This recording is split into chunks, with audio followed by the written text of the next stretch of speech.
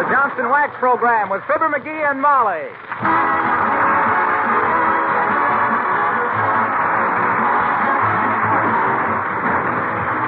The makers of Johnson's Wax and Johnson's Self-Polishing Glow Coat present Fibber McGee and Molly, written by Don Quinn, with music by the King's Men and Billy Mills Orchestra.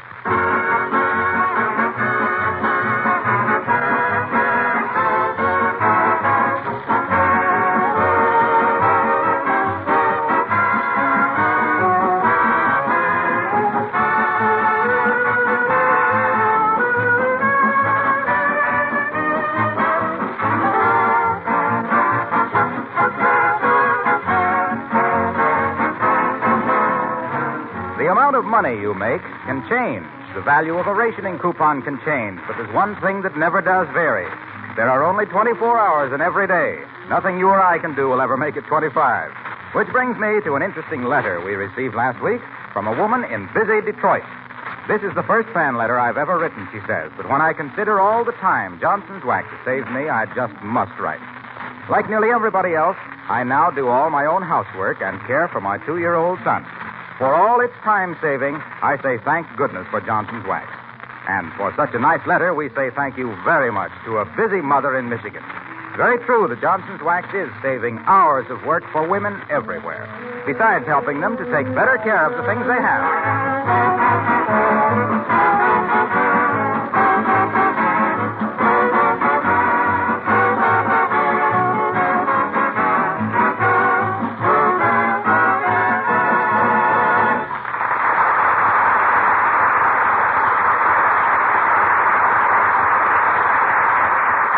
It's been claimed that the female of the species is more deadly than the male. But when the male man is a woman, well, here on Pins and Needles, waiting for her arrival, we find Fibber McGee and Molly.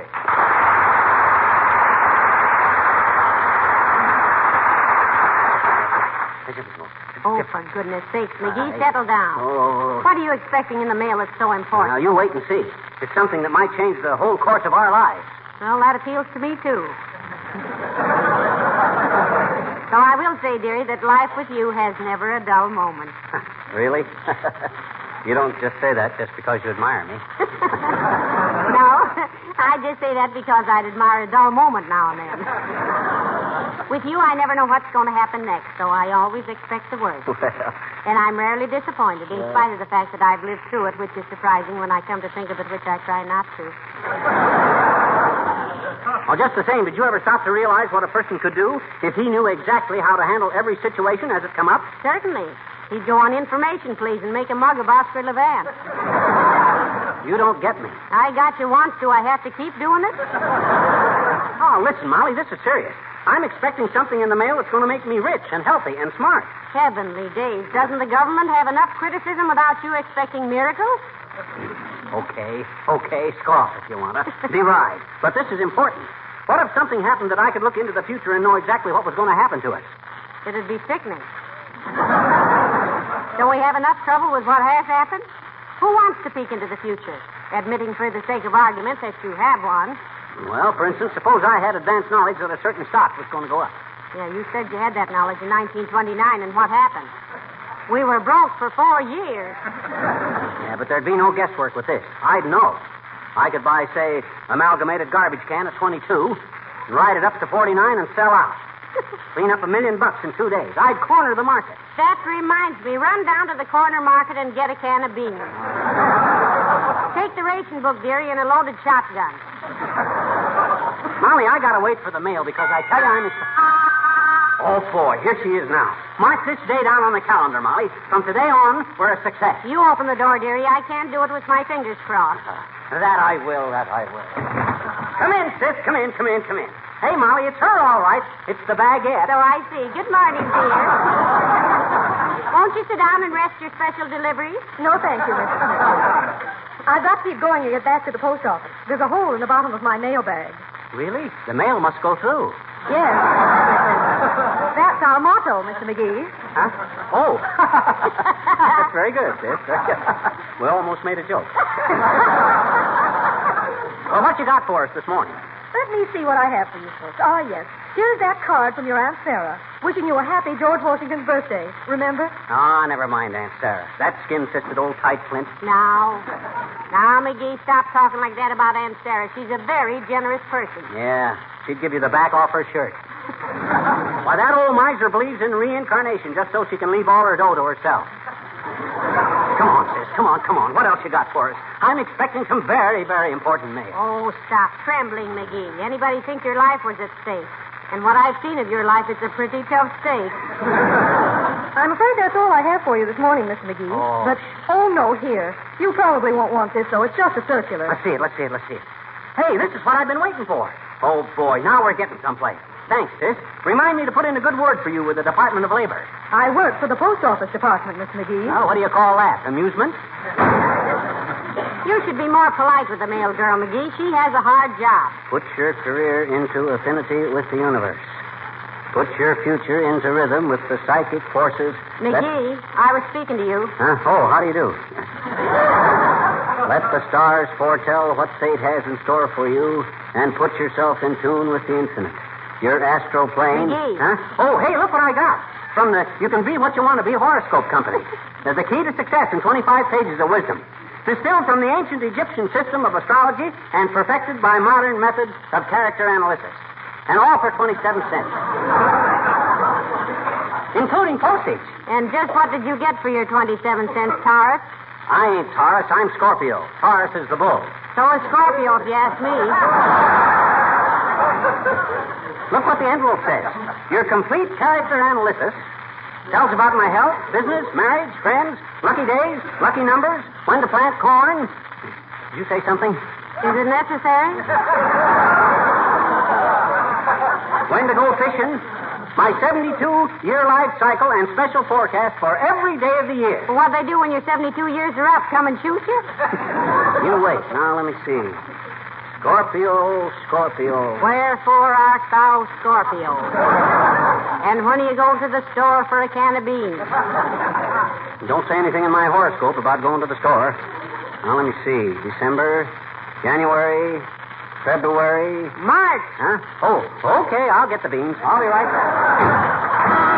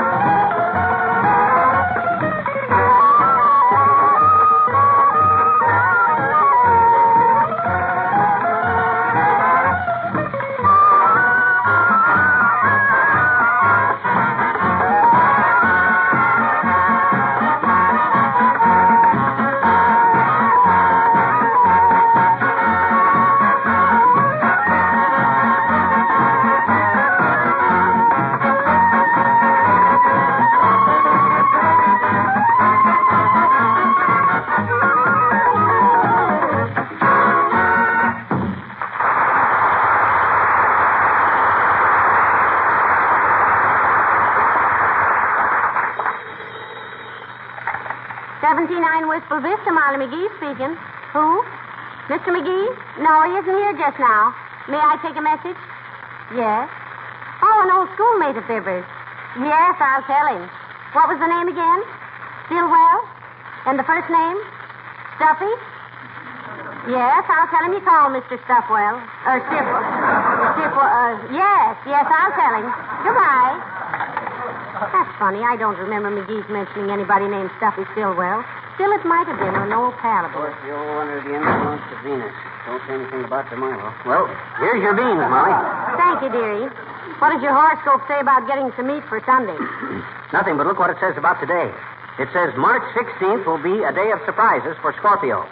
Hey, incidentally, what is a Scorpio? Well, I think it's Latin for a scorpion, dearie. Oh. And a scorpion is a kind of a lizard or something. I see. Does a Scorpio bite? No, confidentially, it stings.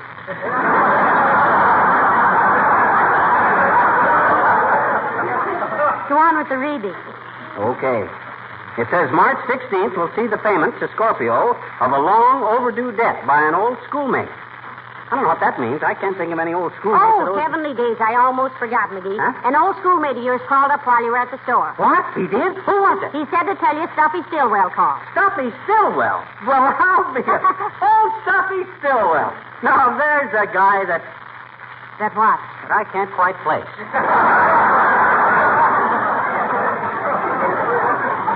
I wonder where I knew a Stuffy Stillwell. You remember him from school? No, I don't. Maybe he was in your geometry class. Oh, that's it. That's why I don't remember him. I never took geometry. You know, maybe there's something to this astrology business after all, McGee. Your horoscope says an old schoolmate will pop up and pay a debt, and boom, up pops the old schoolmate. Ain't it wonderful? Where's he staying? Well, he didn't say. He just said to tell you he called. Well, my gosh, I gotta find him. I can't make a liar out of my horoscope. Maybe your horoscope gives his phone number, too. What else does it say? Oh, let me see. No, it just says, be on your guard against a dark-haired, well-groomed man with a glib tongue and smooth manners.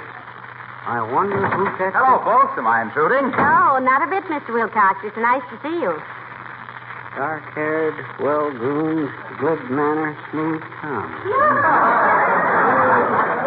Well, what do you want, Junior? And watch your step. I'm on my guard. What are you talking about? Well, he just got his horoscope, Mr. Wilcox, and it says to beware of a dark-haired, well-groomed man. Well, on second thought, Molly, I was wrong. I apologize, Junior. You're not well-groomed. Why, McGee, he is, too. He is not. Look at him. No sideburns.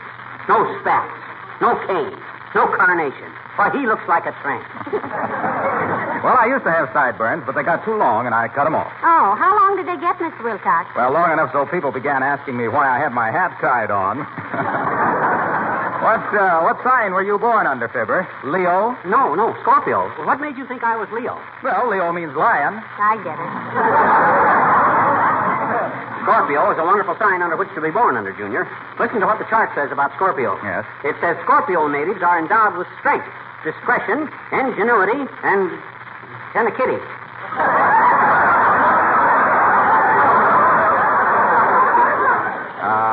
What was that last thing you're endowed with, chum? And a kitty, see? Let's go right here. And a McGee, kitty. that word, dearie, is tenacity.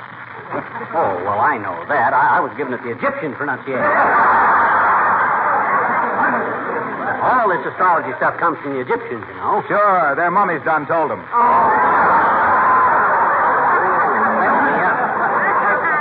Well, I'm sort of a believer in that stuff myself, folks. Are you really, Mr. Wilcox? Sure, let me show you. When did you buy your kitchen linoleum? In what month? I got a suspicion that this is leading us into that certain thing, Junior. But we bought that linoleum in 1938, the end of January. Does that prove anything? Why, certainly it does. January 20th to February 19th is Aquarius, the water bearer. That's right. And how does linoleum bear water? Uh-oh. Because smart housewives protect it with Johnson's self-polishing glow coat. Keeps it from drying out, losing its color, and getting scuffed and scratched. Now, when did you buy your last container of glow coat, Molly? Well, now, let me see. I don't remember, but we'll need some more at the end of the month. 1st of April. What's that? That's Aries, the ram. That's right. Ruled by the planet Mars. And how do you protect linoleum against Mars and scratches and dust and dirt and damage? With Johnson's self-polishing glow coat, that's how. You see how it works out? Well, what's the ram got to do with it? The ram, that's simple. A ram is a male sheep. That's right. And wouldn't you feel sheepish if you kept on with the old-fashioned floor scrubbing? When you could use glow coat that shines as it dries in 20 minutes or less and gives you a lot less work and a lot more leisure? Gee, I never realized there was so much to astrology. Well, sure. I'm going to live up to this every minute of the day. For instance, it says here, anyone who crosses a native of Scorpio on the morning of March 16th will run into difficulties. An accident will befall him. You really believe that? Oh, no. That's a lot of horse feathers. It is not a lot of horse feathers. Oh, it is, too. It's silly. It is not silly, and you better look out, Wilcox. I'm a Scorpio, and you're crossing me.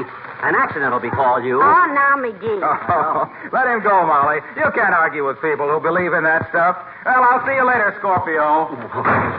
McGee, you shouldn't be so gullible. After all, a two-bit horoscope. There. Good heavens, what was that? I think Mr. Wilcox is studying the stars, Molly. They're telling him about that wobbly front step I've been meaning to fix. That'll learn him. That's what he gets for crossing the Scorpio. When my horoscope predicts... Hey, but I gotta locate Stuffy Stillwell, right? How? Well, he'll be at the Ritz Vista Hotel. That's a very expensive place. How do you know he'll be there? Oh, simple logic. He's an old schoolmate. Yeah? He owes me some dough. When I went to school, I never had much dough. Therefore, it was a small amount he owes me. Who likes to dish out their dough in small amounts? Rich people. And where do the rich people stay? At the Ritz Vista. And besides, it's the only hotel in town. Give me the phone. McGee, sometimes I think you're almost as smart as you claim. Here. Thanks. Hello, operator. Give me the Ritz Vista. Ho. Is that you, Mert? Oh. How's every little thing, Mert? There's that. What's that, Mert? Your grandmother came home plastered last night. Oh, heavenly days. Her grandmother. Yeah, she was knitting at the Red Cross and the ceiling fell in on them. Oh, that's tough, Mert. What's that, Mert? Oh, thanks. Hello, Ritz Vista Hotel? I want to talk to Mr. Stillwell. Huh? Well, tell him Mr. McGee called, will you? Thanks. Stuffy's gone out, Molly. You know, I think I remember him now. I think I do, too. Stuffy Stillwell. Yeah. He was the boy who broke his clavicle when he fell off his sled on Underwood Hill. Wasn't he? That's the guy. That's the very guy. And you know what? What? I loaned him 37 cents once to pay a fine on some library books. Yeah? If he hadn't have paid that fine, he couldn't have took out any more books. Yeah. Then he'd have flunked every course. Why, that guy owes his whole education to me. I put him through high school. No wonder he's grateful. So you loaned him 37 cents, which put him through high school. You betcha. Why didn't you give him an even $50 and send him to college? It would have been bad for his character. He'd have got so he depended on me.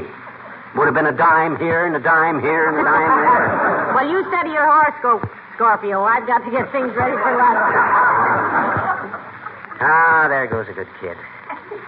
I'm going to give her half of whatever old Stillwell gives me in his gratitude. No, not half. I paid for the whole horoscope myself. Make it a third. Let's see, what's a third of $10,000? I can't divide that. Better make it a tenth. $1,000. Is she the lucky kid, though?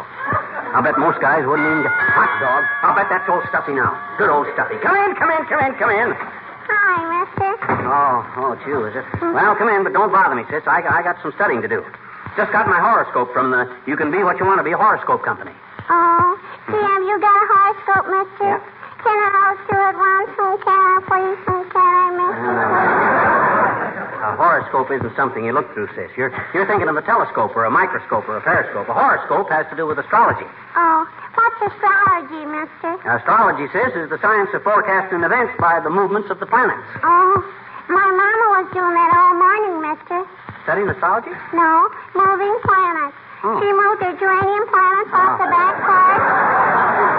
And she moved her tomato planets behind the garage and moved her crocus No. planets. Look, sis, you're all mixed up. I know it.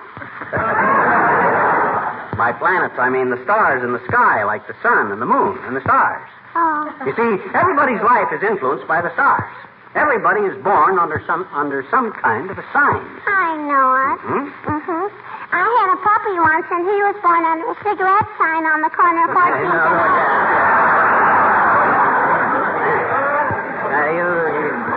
You better run along now, sis. I got work to do, and besides, I'm expecting a guest. Who? Now, that is none of your affair, so scram. Can I tell you a ripple before I go, mister? You mean a riddle, sis? A ripple is a wrinkle on a river. What's the riddle? Well, what is it that Russia and England and America and China have got that Hitler hasn't got? What has America and England and Russia and China got that Hitler hasn't got? Give up? Yes. So will Hitler. Come on, mister.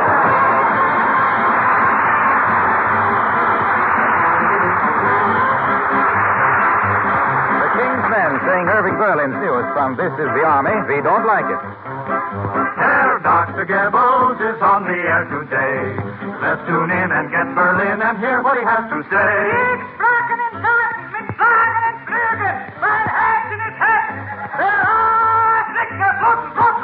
But the Russians push us back, we don't like it. In the winter they attack, we don't like it. Then they call us ruthless murderers, we didn't make a fuss. But now they're invading, they can't do that to Casablanca's full of Yanks, we don't like it. They got ships and planes and tanks, we don't like it. While we're winning as we should, Hitler speaks from das ist gut. But when Hitler don't make speeches, We don't like it. when the RAF begins, We don't like it. when they fly above Berlin, We don't like it. When they showered us with paper, why we didn't make a fuss. But bombs with explosives, they can't do that to us. Every cupboard here is bare. we don't like it. And we got no clothes to wear, we don't like it. Herman Goering had to speak in the same suit twice last week. And when Goering can change costumes, We don't like it. When the German troops retreat, we don't like it. When the Allied nations meet, we don't like it. They got soldiers who are not afraid of Heine, Fritz, or Gus. That's not how we planned it. They can't do that to us. In Japan, our hands are tied. We don't like it. Mussolini's on our side. We don't like it. We should take our rightful place, for we are the master race. But they...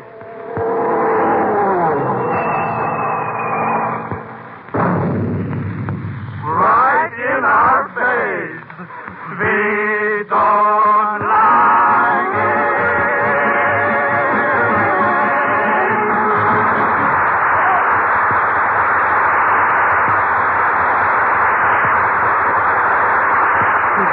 Lunch will be ready, dearie. Better get washed up now. Okay, but listen to this, will you? My horoscope says 5 presidents of the United States were Scorpio subjects. Really? Yeah, John Adams, James Gay Polk, James Garfield, and Theodore Roosevelt. That's only 4. I know, but I've been thinking of going into politics myself. There's a friend of mine, Fred Nitley from Starved Rock. Hey, I'll bet that's old Stuffy Stillwell. Let him in, Molly, let him in. Gee whiz, don't keep old Stuffy Oh, sitting up calm there. yourself, McGee. It's only Mrs. Uppington. Oh, what does that old beanbag want? I don't know, but aren't you forgetting your horoscope? What do you mean? Well, it says for you to be courteous and polite to everyone up until 12 o'clock noon, remember? Oh, yeah. And it's still 5 minutes to 12. Oh, well, do me a favor and tell me when it's 12 o'clock, will you? Because... Come in. Well, hello, Abigail Dodge. How do you do, Mrs. McGee and Mr. McGee? Good morning, Mrs. Uppington. A very good morning to you. You're looking very charming this morning. As the cream and sugar said to the spoon, won't you join us in a cup of coffee? Thank you. Don't you, aren't you... is anything wrong, Mr. McGee? Oh, why no, my dear girl. Not a thing. Thank you for inquiring, however. What time is it, Molly? 4 minutes. 4 minutes to 12. If you mean his unusual politeness, Abigail, his horoscope advised it. He was born under the same sign as little Lord Fauntleroy. Oh, how utterly fascinating. I used to be so interested in astrology, and I was going to the dearest Swami. Swami, eh? You a pretty good swimmer, Uppy? A Swami has nothing to do with swimming, dearie. A Swami is a man with a towel around his head who looks into the future. Most guys I've seen with towels around their heads were moaning about the past.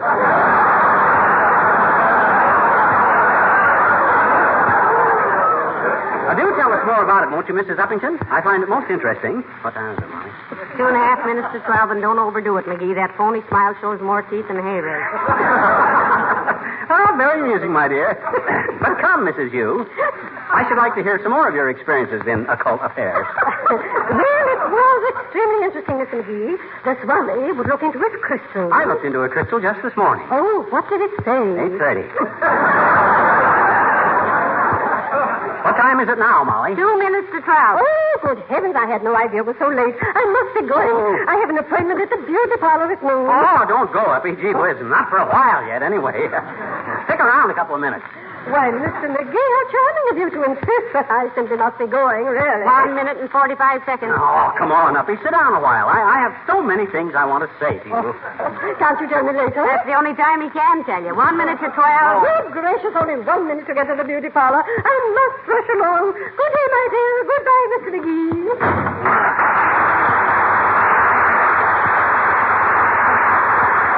All the dirty luck. A half a minute more and I could have opened up on the old wind But channel. why, McGee? She hasn't done anything to you. I know that, but she rubs me the wrong way. You mean she ribs you the wrong way? Every time time you get into an argument with her, she pins your ears back. And on you, it looks good. But she don't. Hey, I almost forgot. I got to find Stuffy Stillwell. Seems to me you're getting awfully excited about a loan of 37 cents. You think he's only going to pay me back 37 cents? You realize what the compound interest is on 37 cents for over 20 years? Why, it's around $10,000. How do you know? It's just a rough estimate. Might be more for all I know. But when a rich millionaire like Stuffy Stillwell decides to come... Come in. Does Mr. Fibber McGee live here? I am Mr. Stillwell. Well, I'll be a good old Stuffy Stillwell.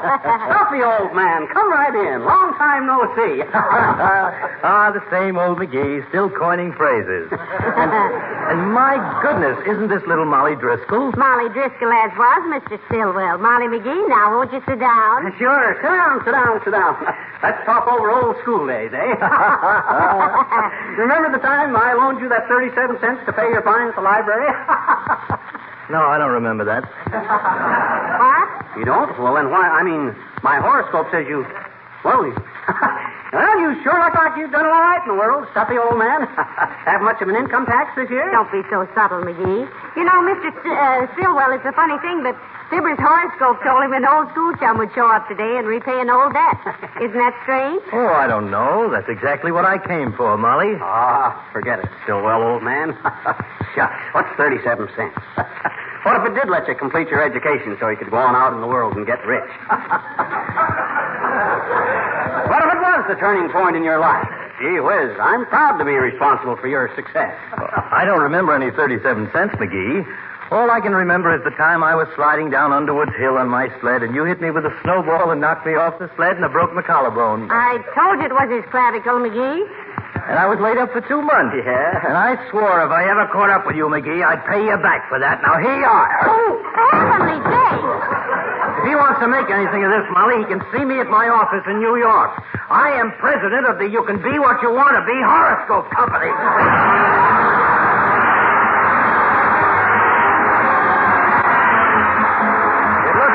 Spare parts for all your electrical and mechanical gadgets around the house are going to be still harder to get as time goes on. Very sound advice we're getting from all sides to take extra good care of our toasters, vacuum cleaners, refrigerators.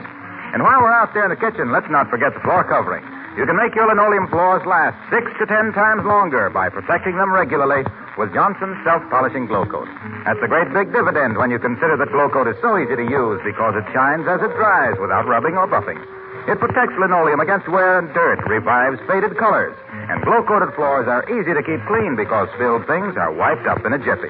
If you have children and a Cocker Spaniel running around the house, you'll be especially grateful for the cleanliness and the labor savings made possible by the regular use of Johnson's self-polishing Glow Coat.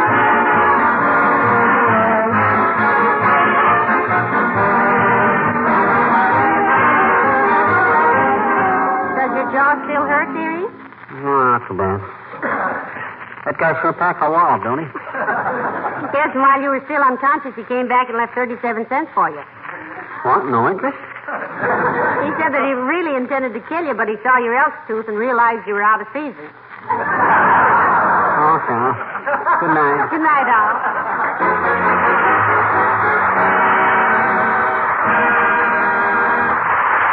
This is Harlow Wilcox speaking for the makers of Johnson Wax Finishes for Home and Industry, inviting you all to join us again next Tuesday night. Good night.